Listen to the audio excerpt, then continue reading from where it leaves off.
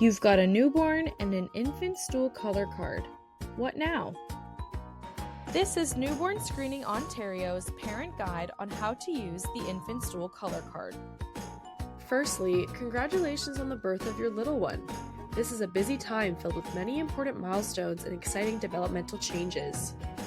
To give your baby the best possible health outcomes, Newborn Screening Ontario is committed to ensuring that all babies born in Ontario are given the opportunity for screening of rare but treatable diseases that may not show any signs or symptoms after birth, such as biliary atresia screening at home.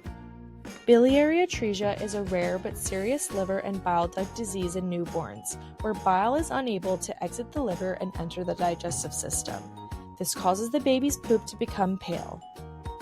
For best health outcomes, early detection of biliary atresia and referral to a liver specialist for treatment is essential.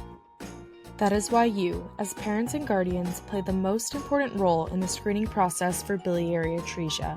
If you haven't yet received a free infant stool color card, please contact your birth hospital or midwife to ask for one.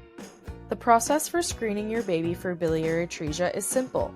Just compare your baby's poop color to the images on the infant stool color card during regular diaper changes every day for the first month after birth. If your baby's poop matches colors 1, 2, 3, 4, 5, or 6 on the infant stool color card, which indicates an abnormal pale stool color, then you should contact us at Newborn Screening Ontario either by phone, email, or through our online contact form. All of this information is provided for you on the infant stool color card. It is helpful if you can send us a photo of your baby's stool when you contact us.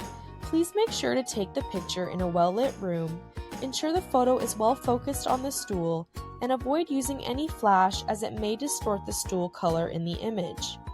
Also include a photo with the stool in the diaper placed next to the infant stool color card where the whole color chart is visible.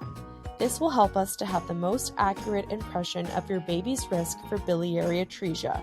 Newborn Screening Ontario will then reach out to you within the next business day to conduct a telephone assessment and determine the next steps.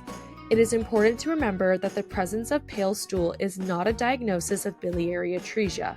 Besides liver disease, there are many other reasons why a baby's stool can be pale. Our team at Newborn Screening Ontario will refer you to the right specialist to help determine whether biliary atresia is the cause.